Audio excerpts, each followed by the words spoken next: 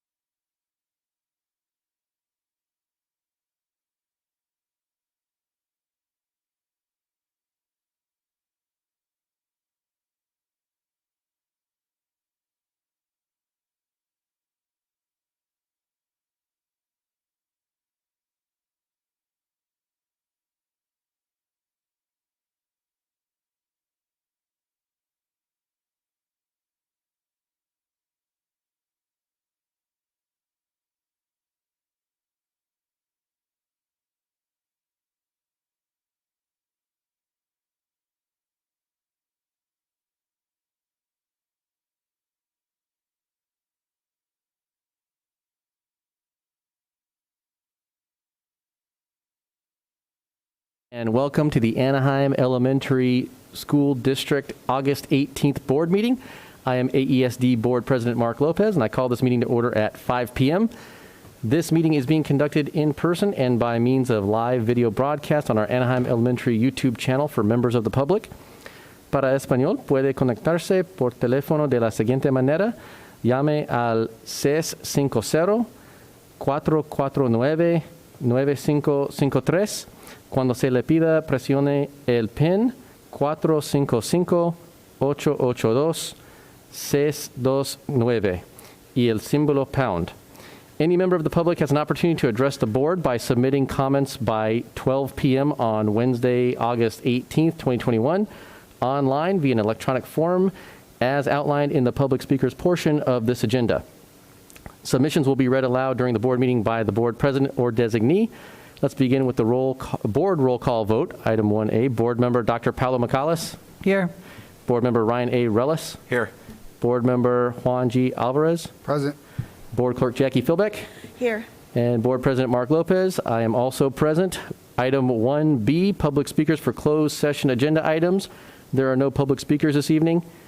Item 2, adjournment to closed session. Is there a motion? So moved. Rellis. Second, Alvarez. All right, there is a motion and a second. We'll take a roll call vote. Dr. Macallis? Here. Trustee Rellis? Aye. Trustee Alvarez? Aye. Board Clerk Philbeck? Aye. I also vote aye. Passes 5-0. We'll adjourn to closed session. Thank you.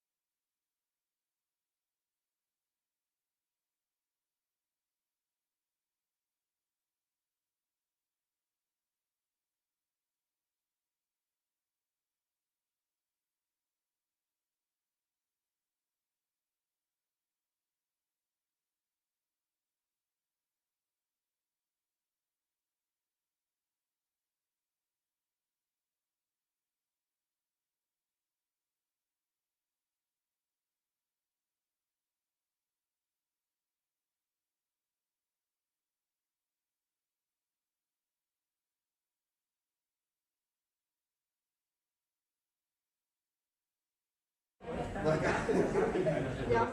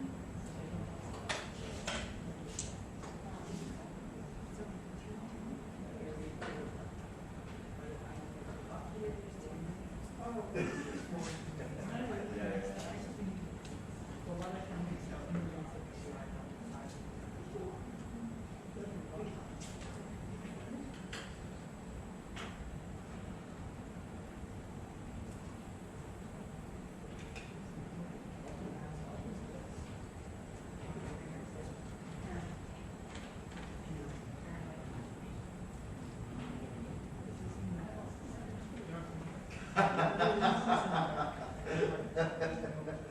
a good point, man. That may be a little confusing, for people.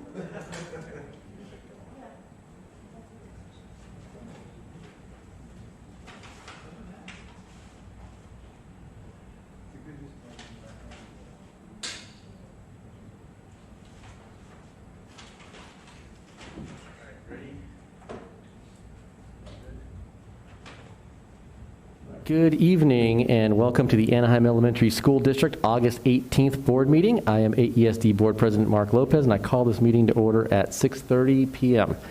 This meeting is being conducted in person and by means of live video broadcast on our Anaheim Elementary YouTube channel for members of the public. Spanish interpretation of the board meeting is available to attendees. Para español puede conectarse por teléfono de la siguiente manera. Llame al 650-449-9553. Cuando se le pida, presione el PIN 455-882-629 y el símbolo pound. Item 3A, let's begin with the flag salute. Please stand. Right hand over your heart. Ready, begin. I pledge allegiance to the flag of the United States of America and to the republic for which it stands, one nation, under God, indivisible, with liberty and justice for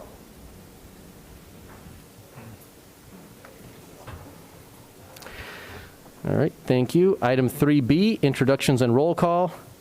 Dr. Paulo Macallis, board member. Good evening, everyone. Ryan A. Rellis, board member. Hello. Juan G. Alvarez, board member. Good evening. Jackie Philbeck, board clerk. Hello, everyone. And Mark Lopez, board president. Dr. Christopher Downing, superintendent. Good evening, everyone. Dr. Mary Grace, assistant superintendent, educational services. Hello. Dina Melland, assistant superintendent, human resources. Good evening. Jesse Chavarria, assistant superintendent, administrative services. Good evening, everyone. Tracy Golden, senior director of school safety and operations. Good evening. Iris Camacho, senior administrative assistant. Mary Madrigal and Alina Avila Roque are interpreters. And Janice Cato, technology support technician. Item 3C, our report of closed session actions taken. There are none. Item 3D, adoption of the agenda. Is there a motion? So moved. Second. Philbeck. All right, there's a motion by Dr. Macallis and a second by Clerk Philbeck. Any discussion? Seeing none, there is a motion and a second. All in favor? Aye. Any opposed? I also vote aye. That passes 5-0. Item 4, special order of business. There is none. Item 5, news and updates. 5A is our parent leadership group updates. There are no parent leadership group updates tonight. Item 5B, association updates. There are no association updates tonight. Item 5C, our district news and updates, communications and public information. There is a district news and updates update. Dr. Christopher Downing, our superintendent, will present that.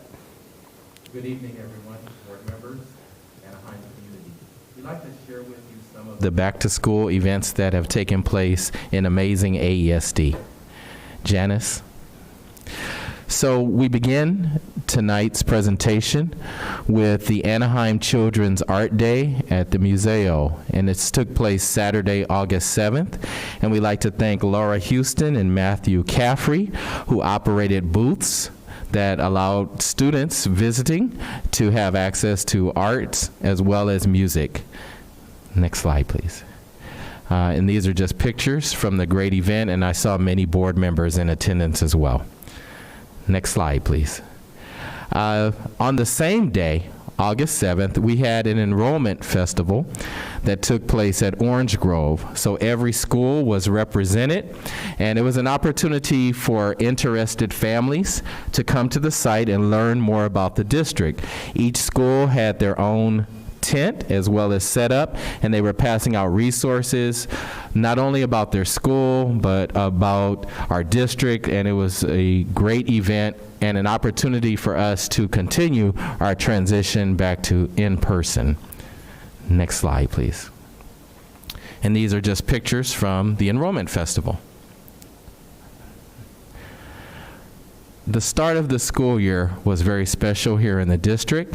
So we've shared some of the pictures, and at every school, our students were welcomed with not only balloons, but red carpets, smiling faces, happiness. It was a welcoming environment, and our goal was truly to make our students and our families feel not only comfortable in returning to school, but to feel the joy that we all expressed with our return to full-day in-person instruction. And in this picture, what we like for the Horace Man, you are loved. You saw these positive affirmations in place throughout the district at several of our schools. Next slide, please. And then we just continue, and there's actually an example of some of the signage, the welcome back to school, as well as the red carpet. We had balloons in place. So based on feedback from families, it was a great start to the school year. Next slide. Again, just more pictures showcasing the activities at our different schools. Here's actually some pictures of students in the classroom, and as you can see, all students are wearing their mask. We are observing our social distancing, but again, joy throughout our district at this opportunity to return for full day instruction. Next slide, please. And here's more pictures, just showing some of our students enjoying themselves. Next slide. Recently, our district was featured because of the implementation of electric buses. So we'd like to commend J.P. Jones, who did a great job with the Spectrum News interview. And it's our understanding that interview is continuing to be shown on Spectrum News. And we want to thank J.P. for his strong representation of our district. Next slide. So in terms of our story about the electric bus, we want to thank our media consultant, Tatum Wan, who works with us to, again, provide not only a press release, but to invite members of the media to attend our events. We had total placements 49, including 19 television spots, 19 radio spots, 9 online spots, and 1 print media. And when we say print, that's actually in a physical newspaper. Online could include a newspaper, but only the online version. We are proud that in terms of media impressions, and that means viewers or persons who received this story, there were more than 30 million. So thank you for that positive publicity that the electric buses brought to our district. Next, please. So our back to school media outreach goals included showcasing our preparation and readiness for in-person learning at full capacity, but at the same time, we wanted to make sure that we were addressing the concerns of parents in the community regarding safety protocols. We wanted to highlight the new Roosevelt and Sunkist campuses. We wanted to showcase our state-of-the-art classrooms, our robust music program, DLI, and then we wanted to make sure that as we shared information with the media, it represented the diversity of our district. So we had district officials, principals, teachers, parents, and students, all serving as ambassadors for amazing AESD. Next slide. So media coverage, and these are just logos from many of the stations that supported our district and shared the positive stories about our reopening. Next slide. We were featured in the OC Register, and I think Dina Melland was on the actual Sunday edition, the cover of the OC Register, greeting students at school sites. But it was a very great story, and for those of you watching out in the community, you can still access these stories. Next. We were also featured in the LA Times in terms of sharing pictures about our district and other districts that were reopening our schools for full day in-person instruction. Next. La Opinión. Next. We even had an international placement of our story. So this photo made national and international news. It was placed in nearly 100 online sites by AP. And again, this report is intended to showcase for you some of the publicity that came to our district. Next slide. If you had a chance to look at television on the first day of school, there was no way that you missed AESD. AESD was featured on television all day. And these are just photos of some of our amazing staff members. You see Ceci Roman, principal of Roosevelt. You see Dr. Mary Grace. You see Maria Villegas. You see, I think I'm up there in one of the pictures. You see some of our teachers. And again, you see Lynn Meager, who is the vice principal of Roosevelt. So we wanted to show you many of the AESD featured stories. Next. We also were featured on CNN in Espanol, and there were placements throughout the day. And these airings also showed in Mexico and other countries throughout Latin America. So worldwide coverage. And we hope that this impresses our board. Our total placements, 153. Again, there's an outline of the different media formats, but nearly 198 million media impressions, all seeing what makes AESD so amazing. And that is our news and updates. Thank you. Thank you, Dr. Downing. Are there any questions? No? Okay, great. Thank you very much. That takes us to item 6, public speakers. Speakers on agenda or non-agenda items. There are no public comments this evening. Item 7, superintendent's report. 7A is our cybersecurity report. Corey Robertson, our Director of Digital Education Services. Kam Feng, Systems and Network Manager, and Maurice Chang, our Cybersecurity Specialist. Welcome. All right, good evening, board and cabinet. Thank you for inviting us here tonight to talk to you about where we stand as a district with cybersecurity. You know, in education, we have a lot of roles, and one of those, maybe even the most primary role, is to keep our students safe. And one of the ways we do that in my department, Digital Education Services, is we ensure the safety of our students' privacy and their data. And so what we're going to share with you tonight is we're going to share with you what attacks we need to protect ourselves against that are currently out there. What does that mean for education? Cybersecurity is big in every sector in the world right now, but it is exceptionally large in education. What have we done? Prior to the start of our cybersecurity specialist position, which is Maurice Chang, who you'll be able to hear from tonight. What have we done since he's joined us? And what do we have still left to do ahead of us? So the first thing we want to talk about is 3 aspects of cybersecurity that tend to affect education quite a lot. So first is phishing, and you've probably all experienced this at some point, but phishing is when you receive an email that pretends to be from a person, but it's actually not from that person. So you look at it, you open it up, you go, oh, I got an email from Cam, awesome. I click it, I open it. It doesn't really sound like the way Cam would talk to me in an email. And Cam is asking for something that he probably wouldn't ask for, like, can you give me some Google Play gift cards? Can you bring something to me? And it's like, And you look at the email address and you notice that's not Cam's email address. That's a phishing attempt. And we do see those quite often. We have viruses, which would be an attempt for a bad faith actor to get access to our network via a virus, which could control our devices or shut us down. We've experienced those over the past 20 years. We've all had some experience with that. And then one of the new ones that has tend to kind of emerge in education right now is ransomware.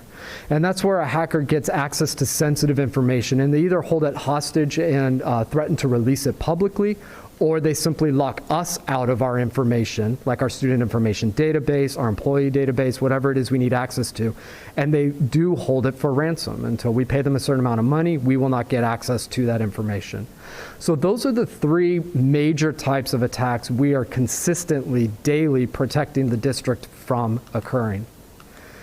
So it is not just in Google that has to worry about this. It's not just Amazon or Target or Home Depot. it is in education as well. And here are just some articles of school districts that unfortunately were victims of ransomware attacks. Some of them had to pay anywhere between $5 to $10 million to get access to their sensitive information again. Some of them had to postpone the opening of their school. So their school is supposed to open tomorrow. Unfortunately, they were hacked. They have no access to their ARIES, their student information system. They have no access to their network, and they have to postpone the opening of school. Or they opened, they got hacked in the middle of the day, and because everything is digital and they don't have access to what they need access to, they send the kids home in the middle of the day.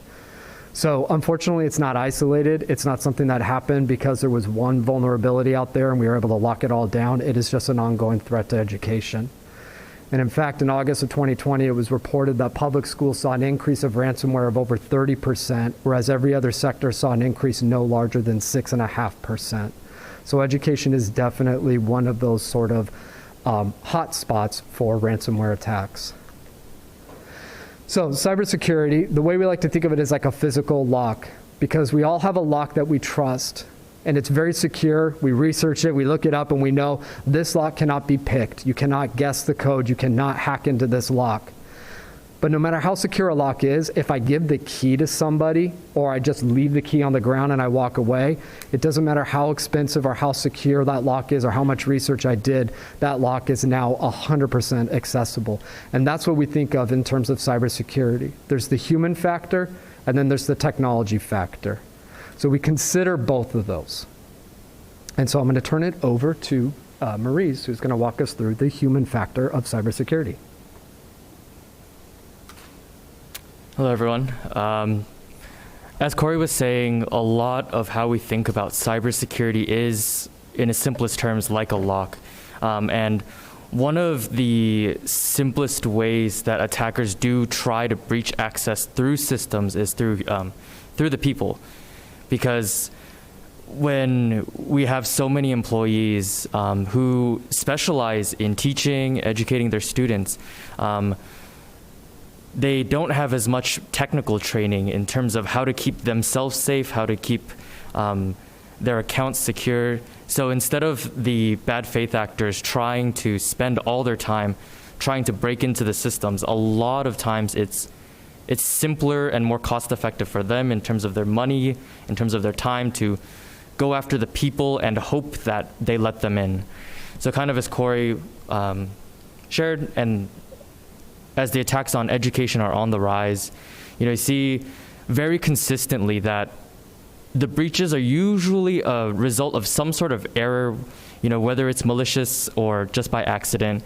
And we've kind of laid out some of the very common ways that this happens, whether it's, employees clicking on links in emails or responding to other employees or higher-ups or people they believe are higher-ups, or just accessing data in ways they maybe shouldn't. So these are some of the things that we are consistently trying to address and to just shore up those weaknesses so that in case someone does make a mistake, they know who to talk to, where to go, and then what happens next. And I think next will be Cam for...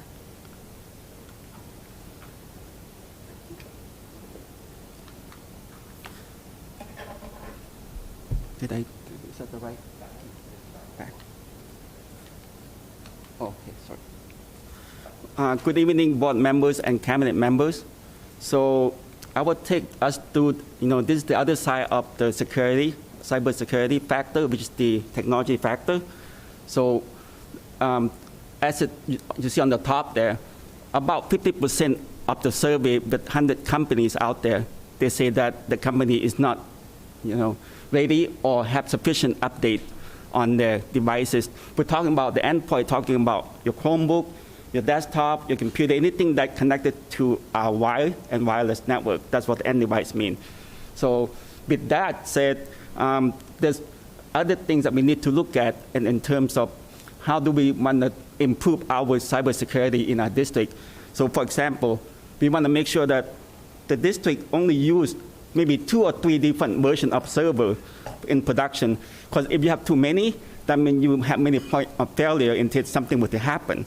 So that way, what happens that we also need to retire an outdated, version of server or any software that we're running to minimize that, to minimize the security vulnerability or the risk of attack by hackers. Okay, and the next item is FTP. FTP stands for File Transfer Protocol.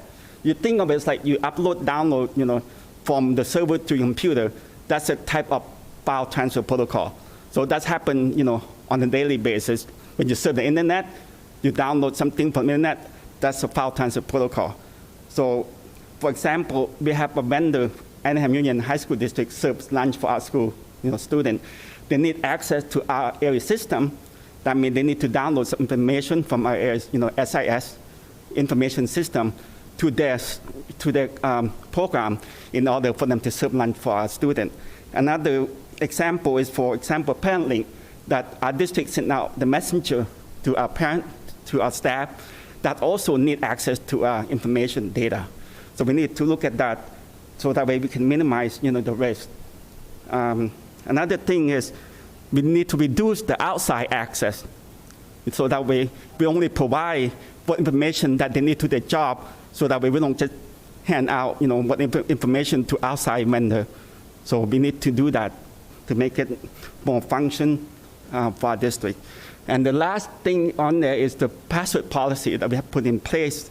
Is that right now we require like maybe 8 to 64 character length of a password to make it more secure, more stronger. And we require both uppercase, lowercase of the letter for your password. And also, we also implemented number and special character for them to make it more cybersecurity, safe. Okay, next slide. So for the next few slides, we're going to talk about the benefit of having cybersecurity and AESD. So when I heard that our district finally flown the position, as you can see, you cannot see through my mask that I'm very happy that our district is heading to the right direction in terms of cybersecurity.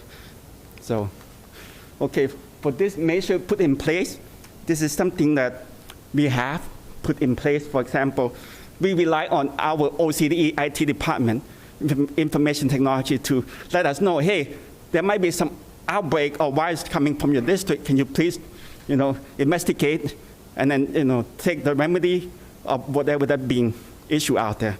So that's one of the options.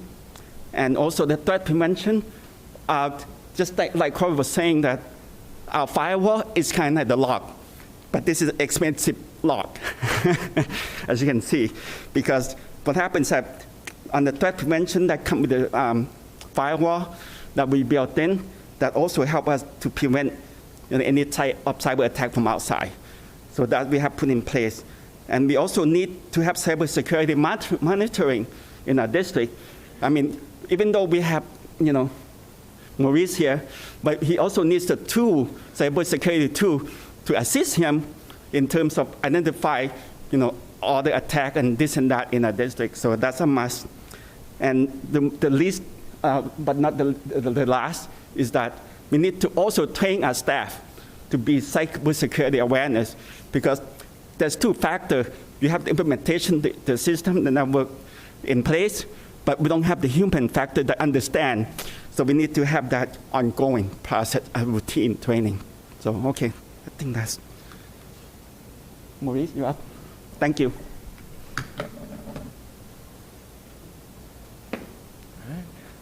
Yes, Cam said one of the big things that we've been trying to focus on, at least in the first few months since I've joined, is reducing the overall risk that the district has as far as its exposure.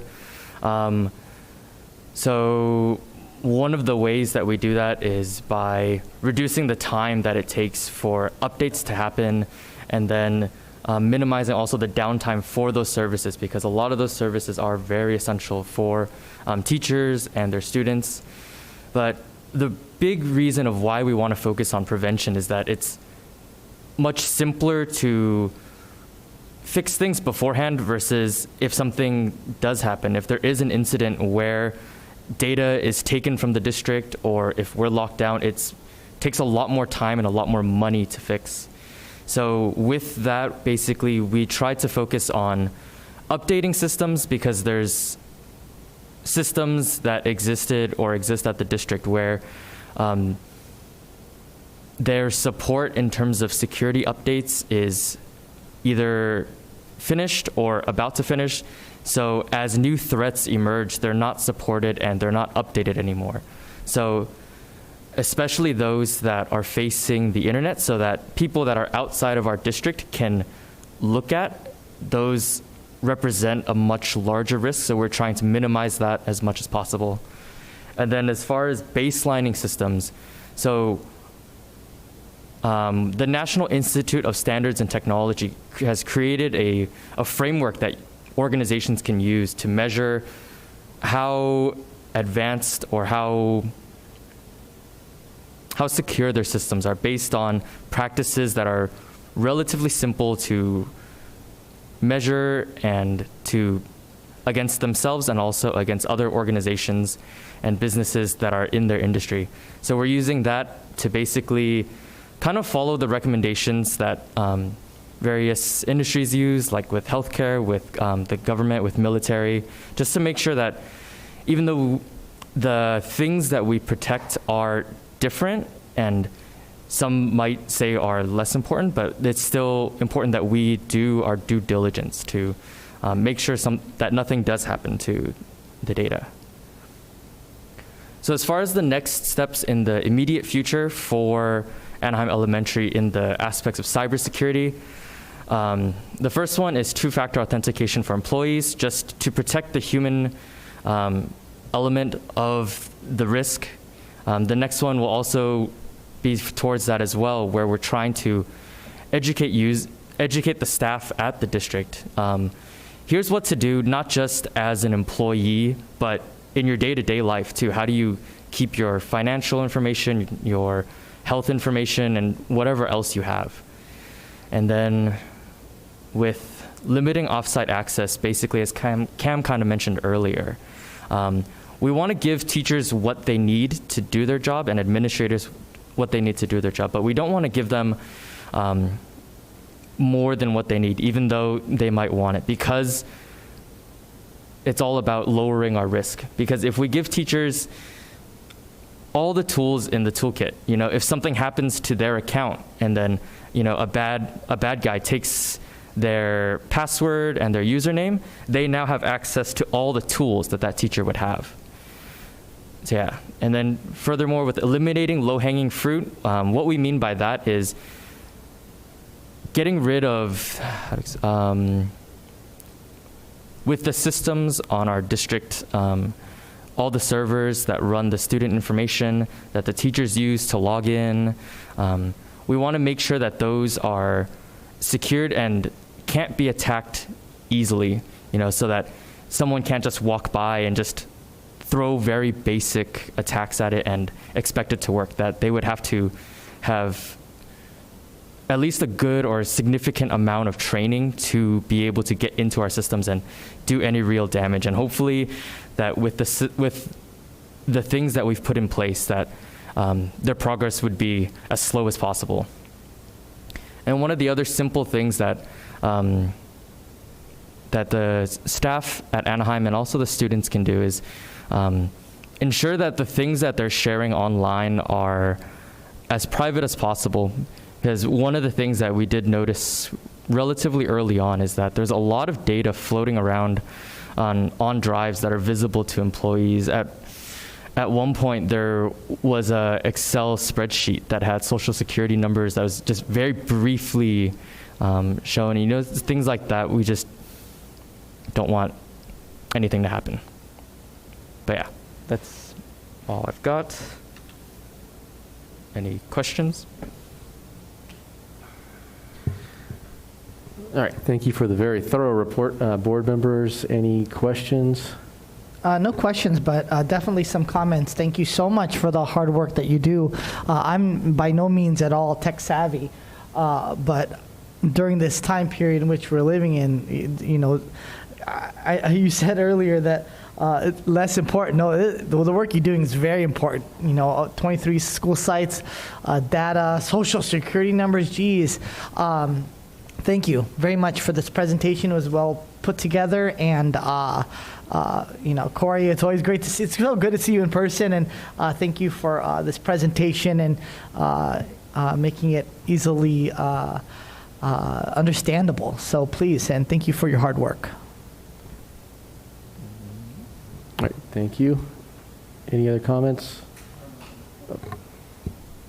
Thank you for the information. I just think, for me, what you all brought to light was the idea of the education for our staff. I know for being part of another network, I'm always asked to recalibrate my passwords, right? And so on a personal level, you're just like, oh, again, really? And so I think the education piece that you mentioned earlier is important so that employees know, look, it's not like they were trying to mess with you and your password usage. We're trying to be super safe with our data and our information systems. And so I commend you with promoting and being excited about sharing this kind of information with our employees. And then that way we can find a good place for our employees to feel, okay, I feel better about having to reuse my password because I don't want the entire district's data information to be shared with the world. So it's kind of helps us put that into perspective. Thanks. I have one All question. right, go ahead, Board Clerk Philbeck. Back to the ransom part. I just recently have been hearing, about through other avenues of that happening. And I might have missed this, I'm sorry if I did.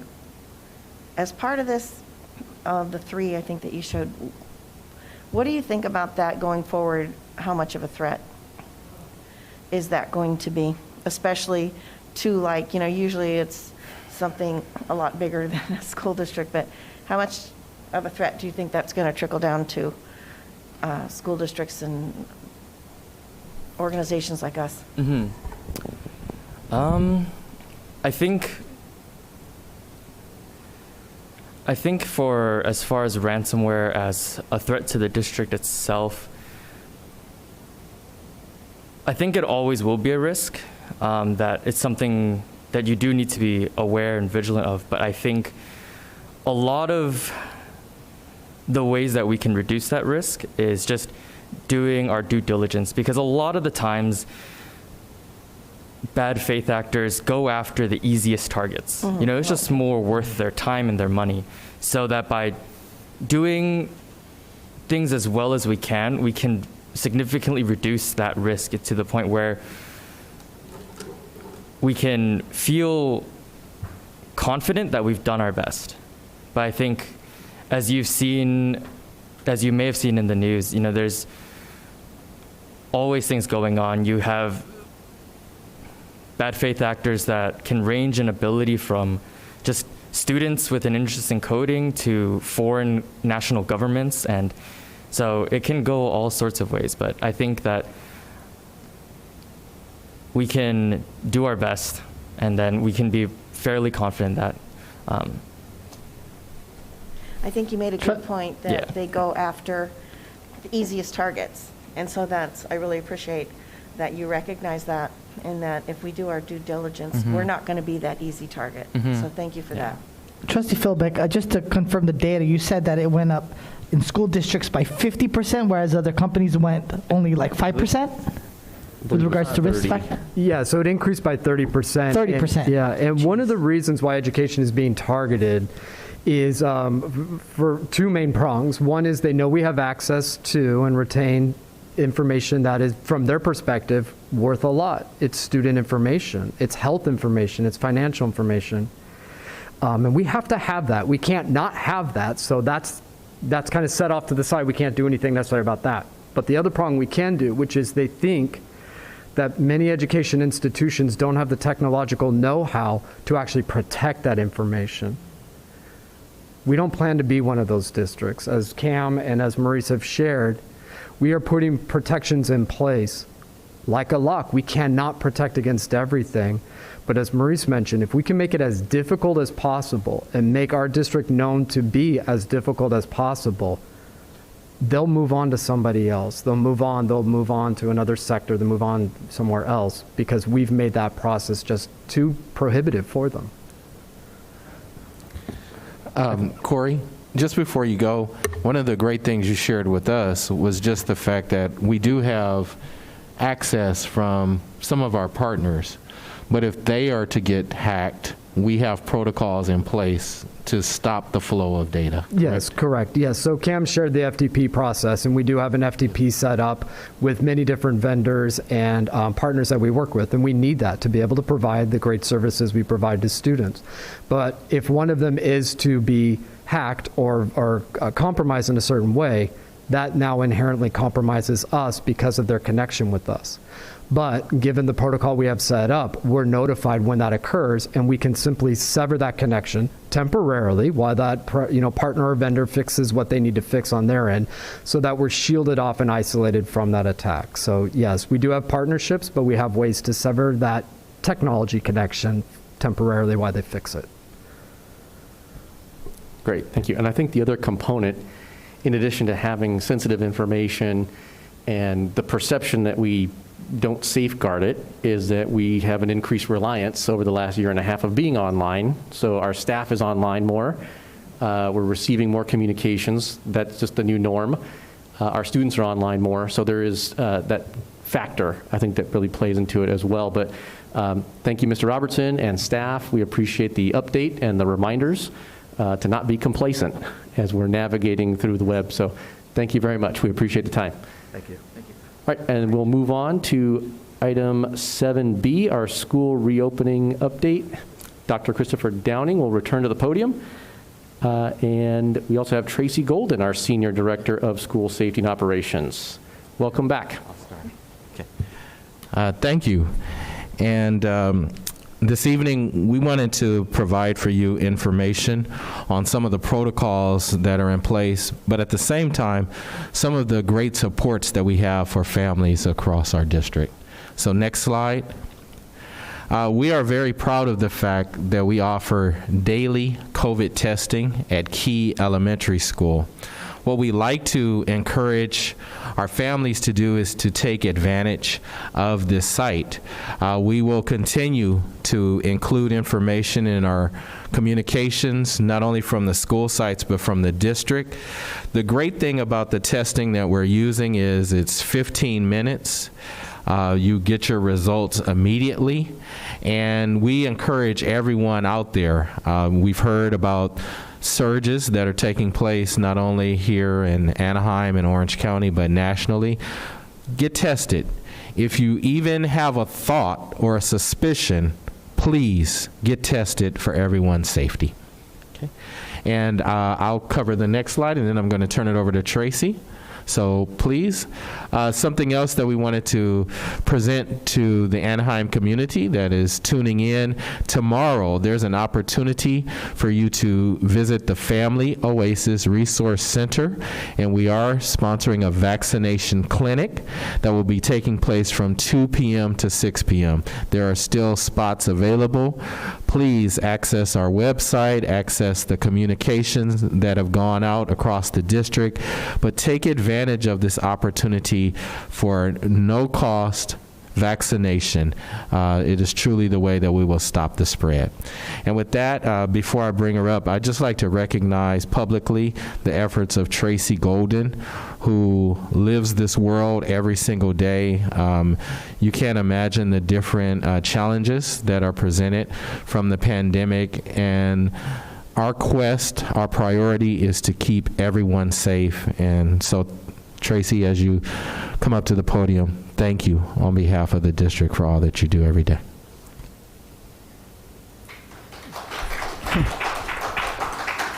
Thank you. Thank you. I'm happy to be here. Good evening, everyone. And I just want to kind of go over some new protocols that we have that have changed due to the changes in the guidance from the California Department of Public Health. So I want to kind of talk about what happens when we find positive cases and how do we decide what the quarantine period is, because now there's some different protocols for that. First of all, just to review, we do have two teams that respond to positive cases. There's a school-based team, so every school has a team that responds to the positive student cases.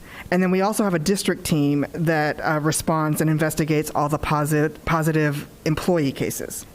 And what those teams do is they start with the contact tracing, and their main goal in that is to determine who are the close contacts so that we can, notify and quarantine if necessary, and then who has just low exposure, meaning, they might have been around somebody, but they weren't within that 6 feet.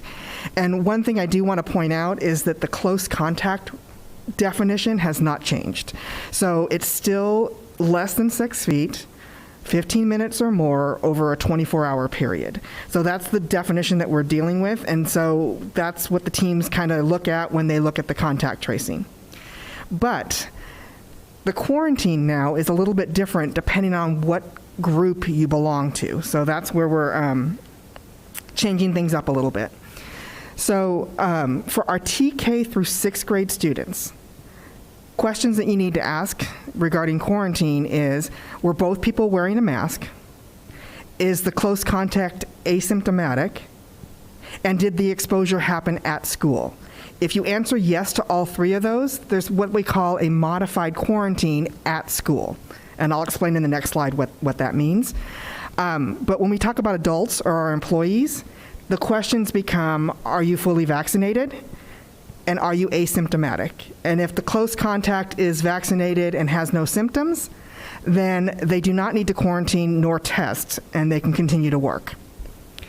But our preschool program, which actually is under the guidance of child care protocol instead of the K-12 guidance, they are always under a 14-day quarantine if they have been determined to be a close contact.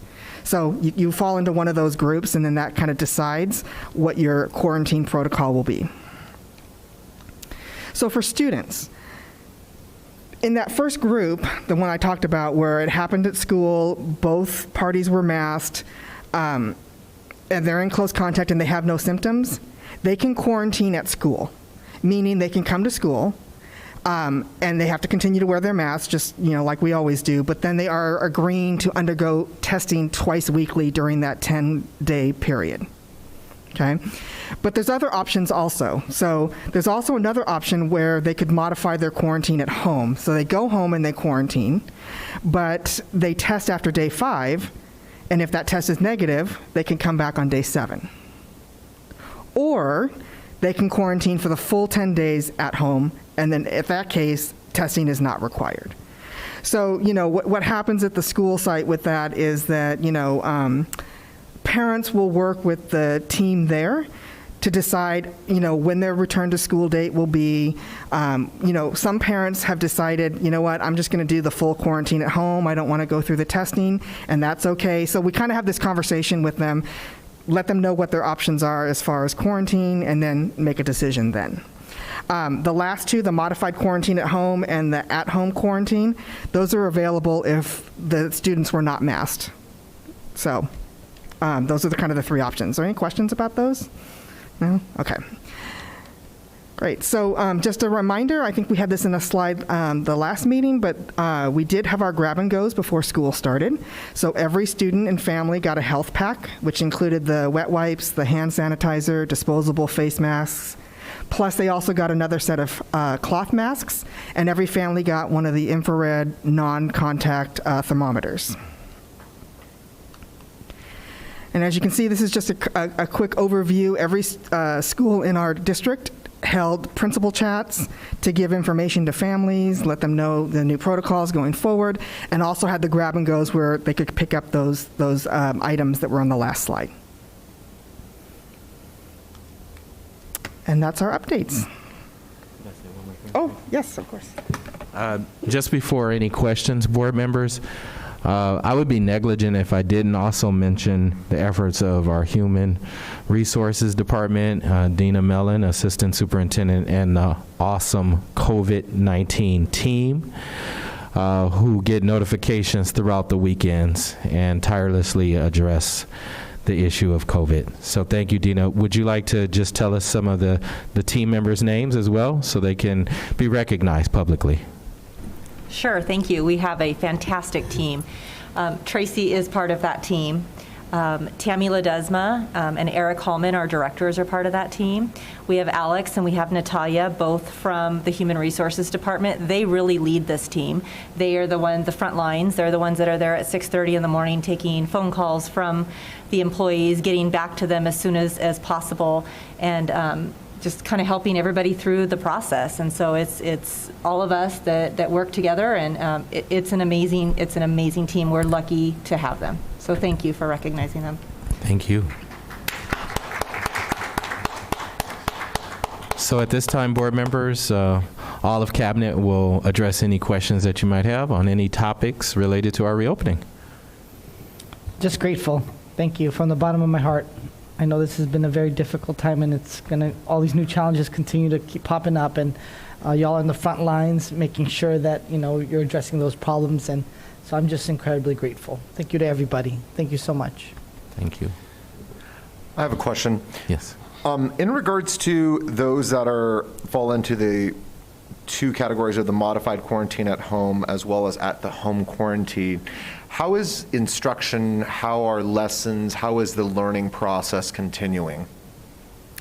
Dr. Grace.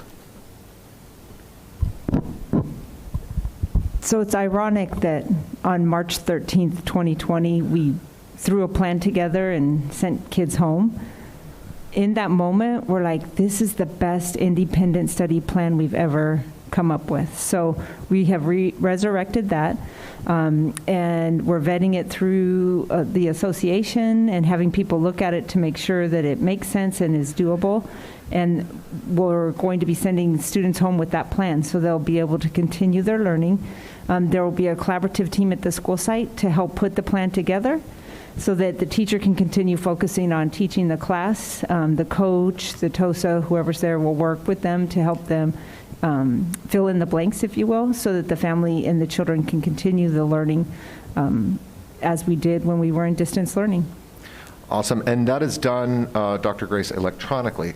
Yes. The lessons would be uploaded into either Seesaw or Google Classroom, and all of our amazing digital learning platforms are available already for our students, and we already know they're very proficient at using them. Excellent. Thank you. So if we have a student, or if we have families that have students at multiple or 2 or 3 different schools, and we have one incidence, then we track, and even though maybe there's not symptoms or anything with the others, we still combine it as a family unit and then track everybody in the district. Can you explain a little bit about that? Yes, that's correct. That's contact tracing. So it happens immediately. The team begins identifying everyone that, whether it's a staff member, whether it's a student, had exposure to. They then make a determination what kind of notification is necessary. Is it low exposure? Were you exposed to someone who was in the same building, or were you in close contact, and do you need to quarantine based on your status? So that's a very comprehensive process, and it takes place every single day. We want to thank, again, those families that take advantage of the testing. We would encourage everyone to do that, and our staff as well. Well, thank you. You guys everybody's done such a great job from day one, and I really am proud of the efforts and the results in the program as far as, that you're working this. I think that we stand out as a district that is showing how it should be done, and I have every confidence in as you work through this. And as Dr. McGaullis said, thank you. We're all very grateful that we have such a fantastic team that is looking out for the welfare of everybody that is in this district. So thank you. Well, you shouldn't respond to a compliment with a compliment, but I want to thank the board. You hold us accountable. You check on our progress, but you have made it clear to us safety is our top priority.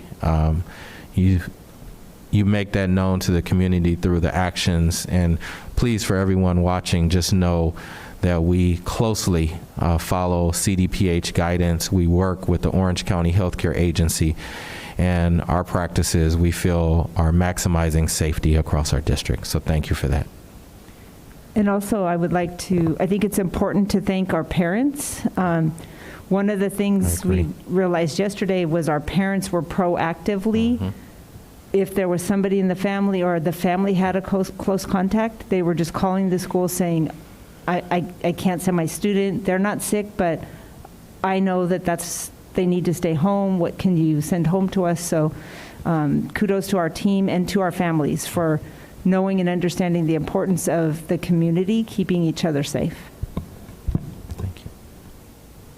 All right, great. Thank you very much. We appreciate the update, and we know it's a team effort. And thank you, Tracy, for representing the team, and Dina, thank you for acknowledging the unsung heroes out there. So thank you very much. Item 8, our consent calendar. Items listed under the consent calendar are considered to be routine and are acted on by the board in one motion. There is no discussion of these items unless a member of the board, staff, or the public requests specific items to be discussed and or removed from the consent calendar. Are there any items to be pulled at this time? Dr. McAuliffe? Trustee Relis? Trustee Alvarez? Board Clerk Philbeck? I have no items myself. It is recommended the Board of Education approve, ratify the consent calendar items. Is there a motion? So moved. Relis. Thank you. Is there a second? Second, Alvarez. All right. Thank you. There is a motion and a second. Any discussion? All right. All in favor? Aye. Aye. Any opposed? Hearing none, that passes 5-0. It takes us to item 9, our action calendar. 9A is our superintendent's office. It is requested the Board of Education consider nominating board members from a California School Boards Association, CSBA member district, or County Office of Education to serve as CSBA Director at Large, African American, American Indian, and County. Is there a motion? So moved. Second. There's a motion and a second. Any discussion?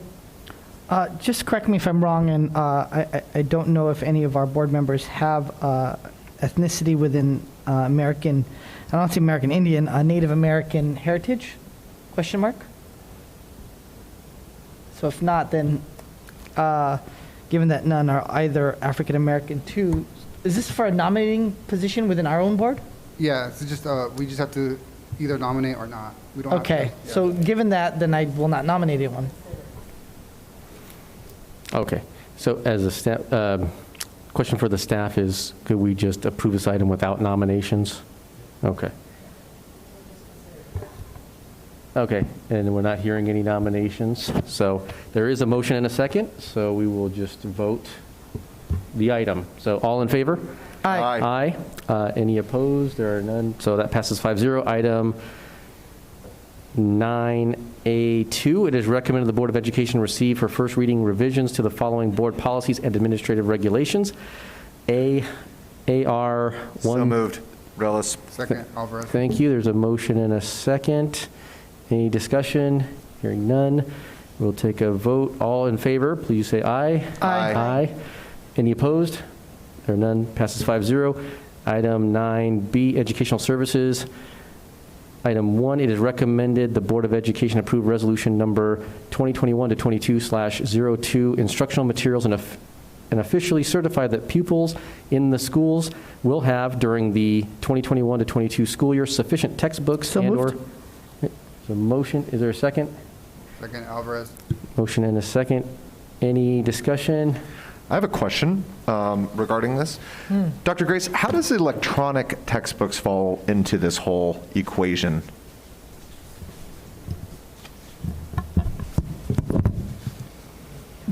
They don't. They don't? Yeah, you still have to have a physical textbook. You could have a digital version, but they're here to count the physical textbook.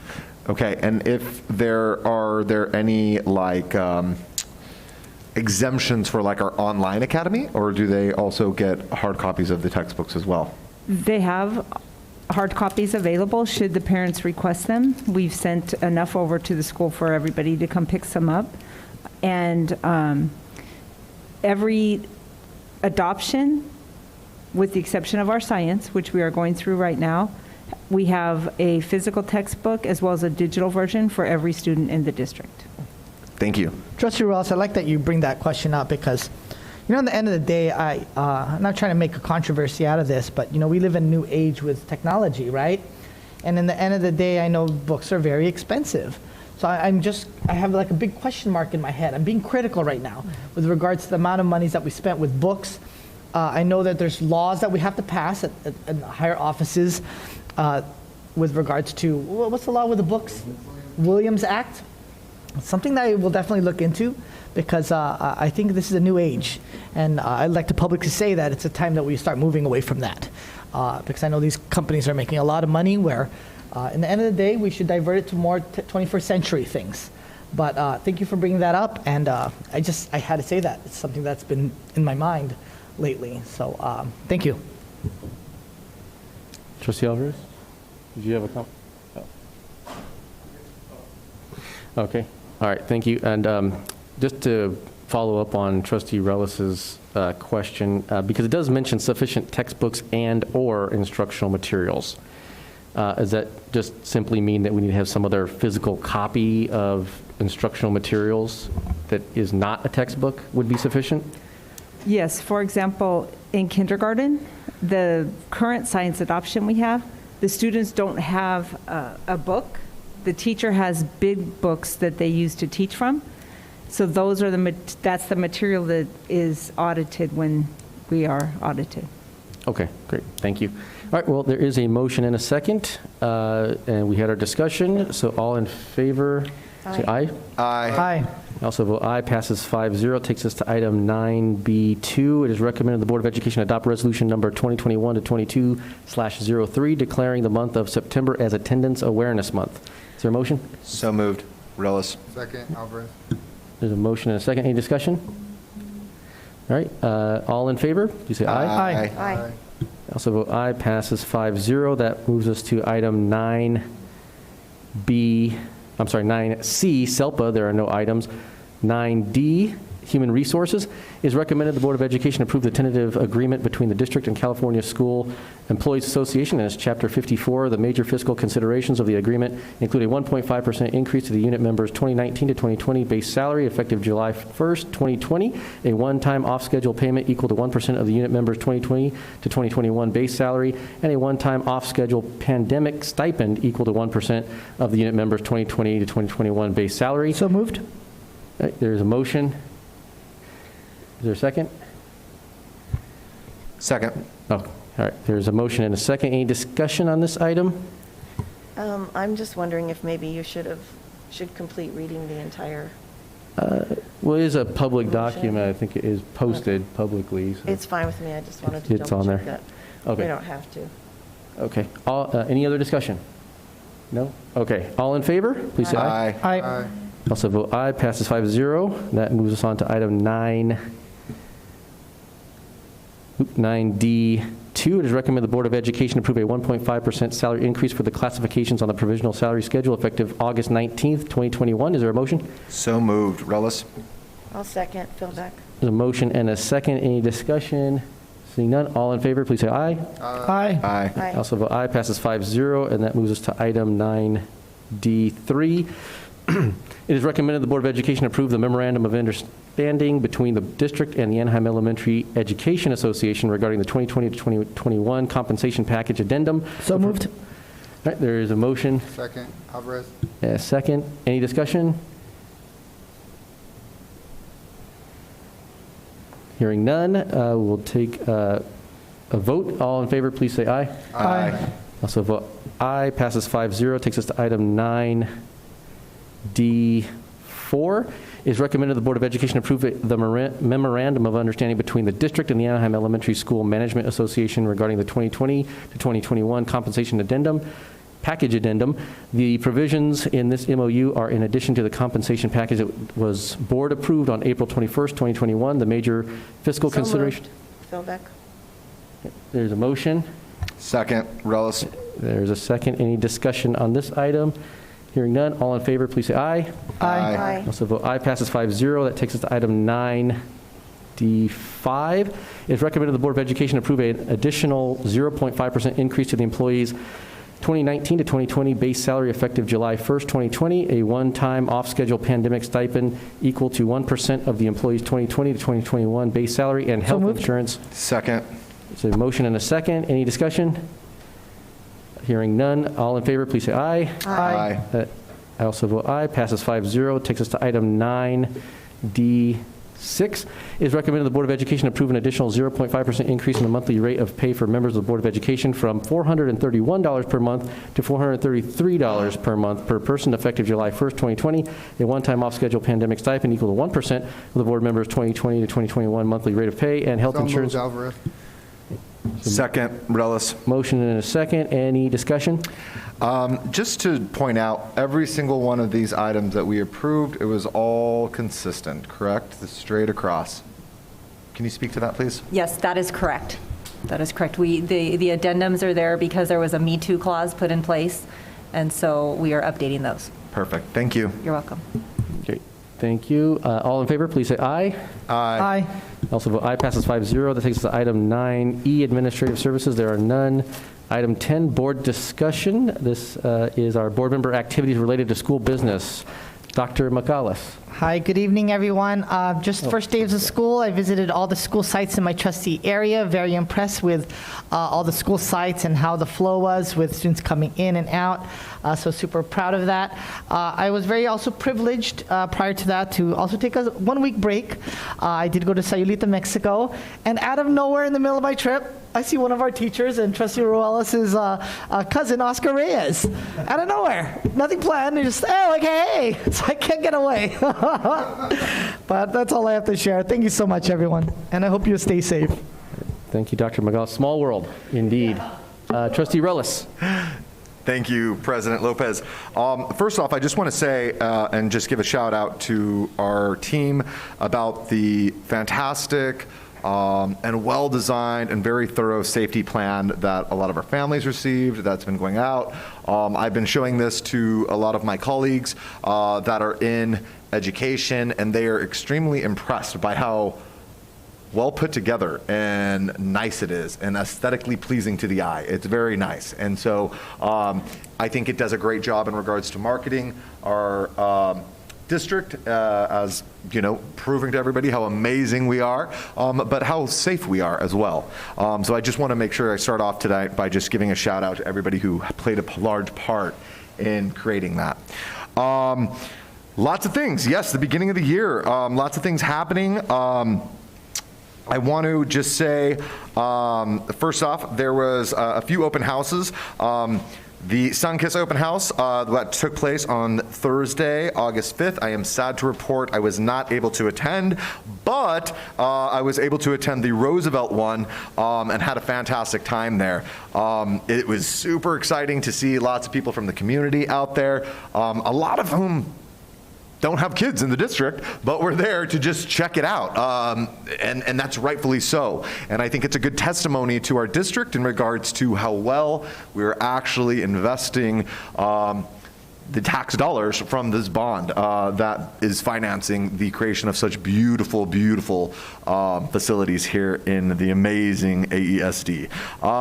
The Enrollment Festival was also a major success. I had a great time there chatting with everyone, especially collecting some cool swag. And at that time, I was also able to catch up and debrief with Ms. Shoemate, the principal from Sunkiss, and just apologize profusely about not being able to attend her open house. But I'm just very excited for that school. Sunkiss Elementary School is super beautiful. I'm always amazed. I drive by. I've changed my driving route just so I can drive by it on a daily basis because I'm so proud of how beautiful that school is and how just inviting it is. And those of you that haven't seen it yet, it truly is the entire school, just an innovative facility, which is great.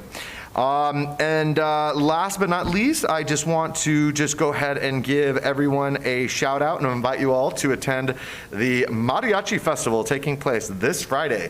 The reason why I bring it up is because we have some of our own students there going to be participating. We have an alumnus from Anaheim Elementary that's going to be singing there. We have lots of people from our community that are going to be there. And one of the reasons why I'm publicizing it is because of the fact that the money raised are basically going to the creation of a new type of ministry assistance for those that are aimed specifically at the youth that are basically struggling with mental health. And that's something that has been, and a lot of times, especially in regards to some religious circles, something that's taboo, that we don't really talk about. And so it's very, I'm very happy that basically churches in this community, especially those of St. Anthony Claret, that they see the need for this and that they basically are acting out and doing what they can to help support our students here in AESD, many of whom attend that parish. And on that note, I conclude my report. Thank you. All right, thank you, Trustee Rillis. Trustee Alvarez. Thank you. Okay, so on August 7th, I attended the Enrollment Festival along with other board members. I visited a few of the booths. It's always great to see our AESD family coming together. Every department, I think, was there represented. Every school had a booth where they had either games or things to give away, or a way to engage with our families that are stopping by to get a look at our district. So it was wonderful to see that. And I'm thinking that was the first kind of community kind of fair that I had gone to. So it was kind of interesting to go and be out there. I spent the Saturday going from here to there to different spots. I also attended the Children's Art Day at the Museo area. Always wonderful to have our district represented in spaces like that. Different community members that typically maybe might not run into us have an opportunity to engage with our employees and our school district. I did attend another resource fair in Santa Ana. So it was a busy day, I'm sure, for a lot of our employees. So I appreciate everyone from our district who spent Saturday going from place to place, probably loading and unloading things and setting things up to make sure that our district gets noticed out there and that we get connections to community as much as possible. So I'm really thankful for everybody who was out there. On August 9th, I was able to catch the virtual coffee chat at Patrick Henry Elementary School. Well, not at, but with. We had Principal Paniagua there and Vice Principal Beeson were hosting the forum, essentially giving all the parents everything they needed to know about the safety protocols and everything that they needed to know to start school safely. And it was very welcoming, like always. So I'm assuming that since that presentation went so well, that's literally how every other presentation went.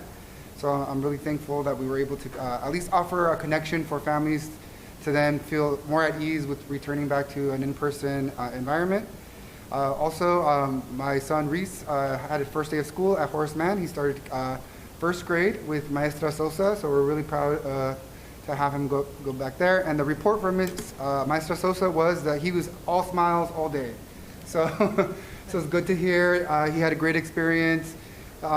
He missed school, obviously, and he's really excited to be there. And it's always great to have great experiences and see your child not have any fear.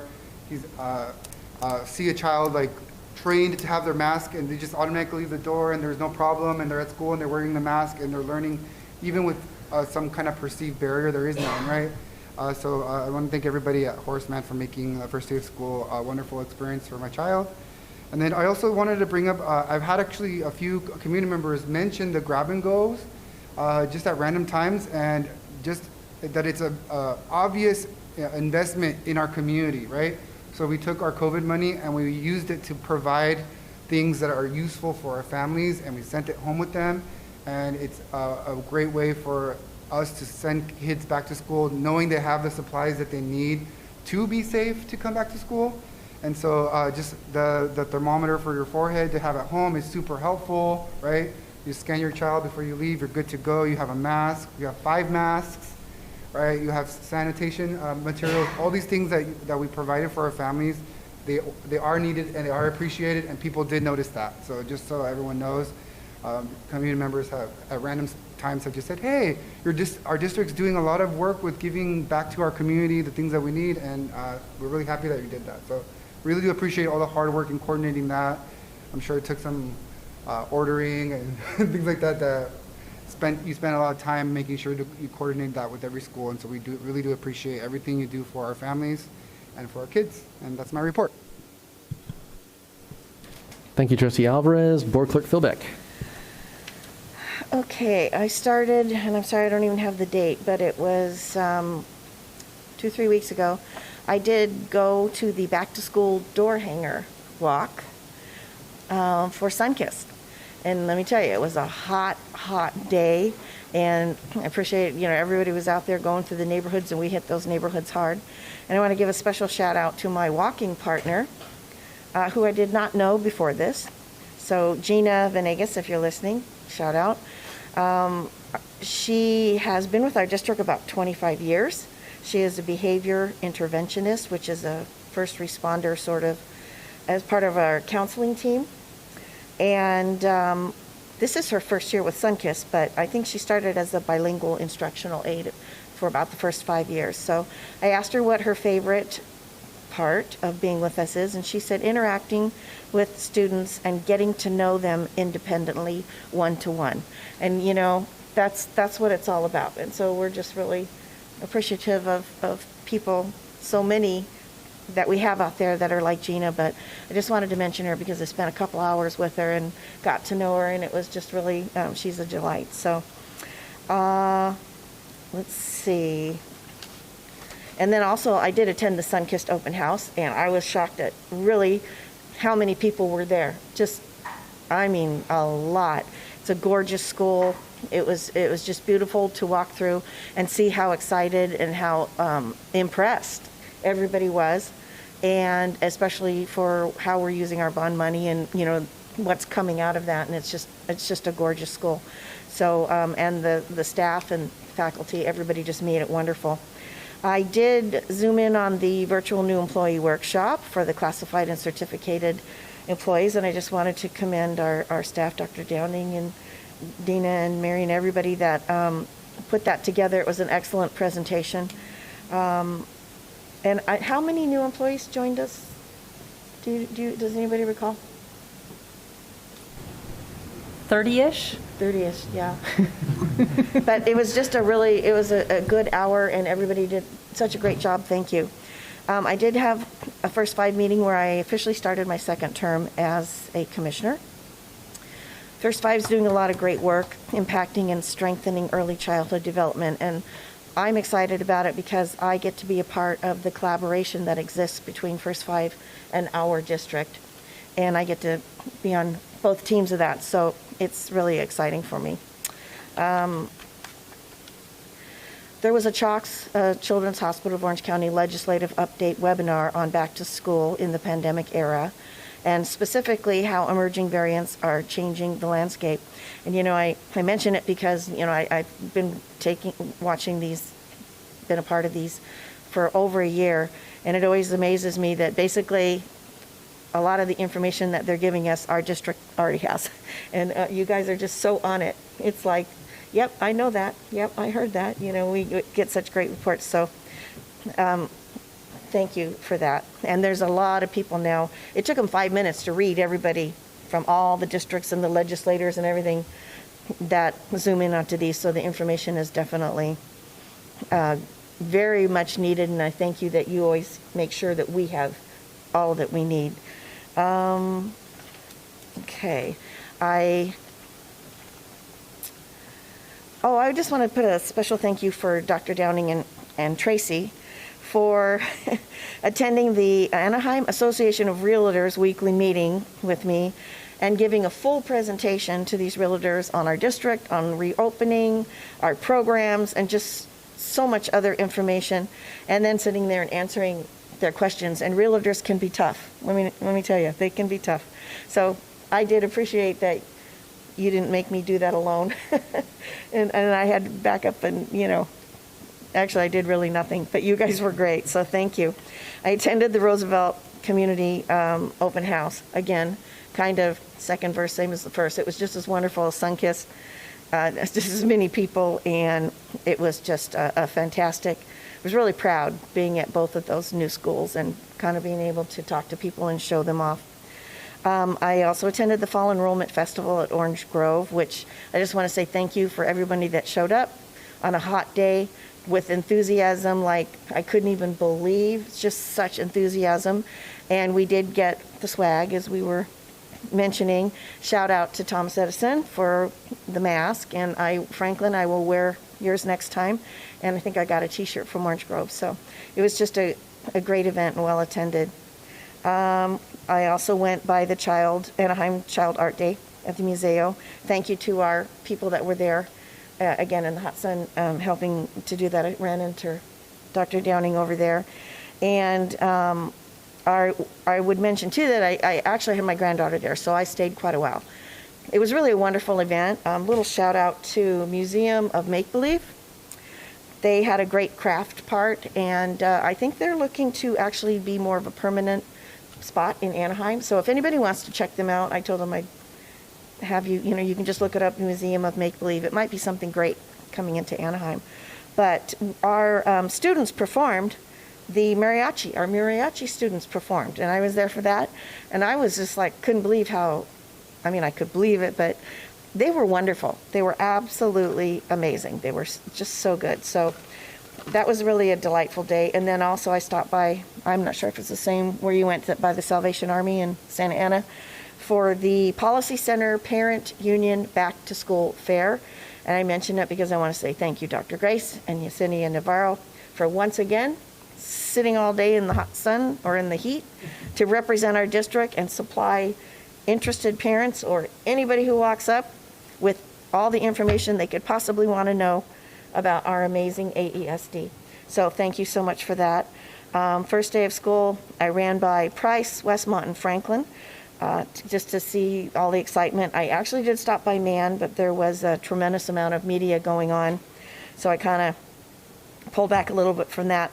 But I'll just say that, Mark, I saw you on one of the TVs and being interviewed, and I can tell you from having a microphone shoved in my face a few times, it is not easy, and you just did a great job. So thank you for representing us that way, and also to all of the staff, everybody who did our media for us and were featured in the stories. And I mean, that was significant and it was impressive, and we really reached a lot out there. So I appreciate that. And the last thing is I would just like to remind our board members, and I'll stop short of challenging all of us, to join all of the PTAs this year.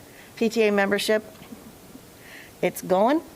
So, think outside just your districts, because we all think at large anyways for our schools. So just consider hitting that button, going online, and joining all of the PTAs. So that concludes my report. Thank you for listening.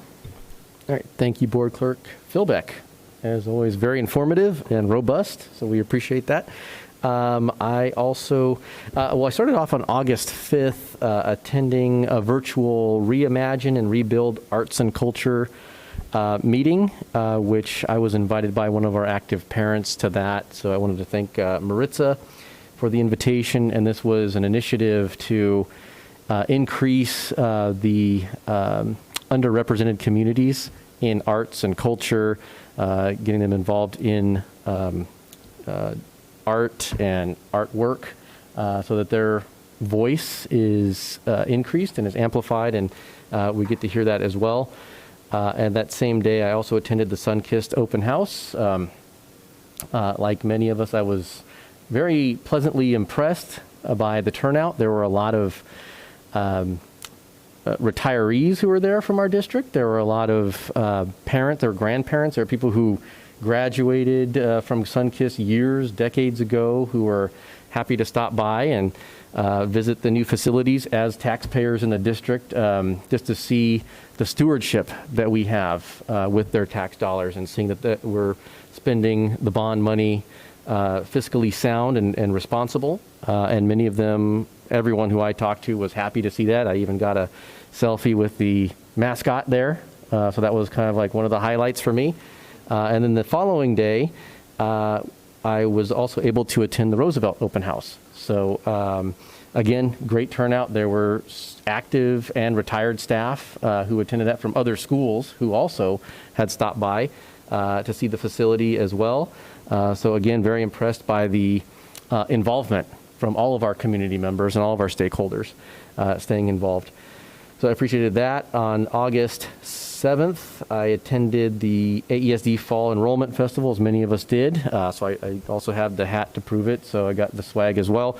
I would be remiss if I didn't mention I also received a Franklin Elementary face mask, so I will be also wearing that. I'll be twinning with you, Board Clerk Philbeck, at our next meeting. so I'll be wearing that. I appreciate that all the staff who attended that, because it was pretty warm. I did wear my AESD jacket, so I can attest to that. I had to, it was still a little overcast when I arrived, so I had to kind of make my hellos very expeditiously around the entire outdoor field area. So I was able to get out there before it got too warm. So, but that was only about the second or third time I was able to wear that jacket. So I really wanted to make sure that I advertised for us out there. And then following that, I also attended the Anaheim Children's Art Fair as well. I saw Board Clerk Philbeck there also. I did see Dr. Downing. I just wanted to thank Mr. Anderson, Mr. Cafferty, who was there. I believe Miss Houston, it was her birthday that day that she was out working in the heat. So I wish her a happy birthday and happy belated birthday, Miss Houston. Appreciate you working, on your birthday. Appreciate. And then, as Board Clerk Philbeck mentioned, I also was. I did provide an interview. I think I was on the late shift. I had the afternoon 6 a.m. shift. Because some of our staff, Dr. Downing was up, I think, at 3 a.m. at one of our sites, Ms. Roman. All of our staff, I can't go through all the names, they were mentioned. Jesse Chavarria was out there. So we did have, right, Mr. Magaleno from MAN was out 3, 4 a.m. So I got to sleep in a little bit. So I appreciate our staff working tirelessly, literally tirelessly, not sleeping, and going to all of these different sites to provide interviews and show the world, really, the amazing AESD. So I appreciate that. So thank you very much. And that concludes my board report. We'll move on to item 11, our future agenda items. Dr. McCallus. None. Trustee Rellis. Trustee Alvarez. Board Clerk Philbeck. I also have no future item requests. That takes us to item 12, our adjournment. And I'll go ahead and adjourn this meeting. It is now 7:50 p.m. Our next regular board meeting will be on Wednesday, September 8th. This meeting is adjourned. Thank you and have a good night. Can I have somebody take our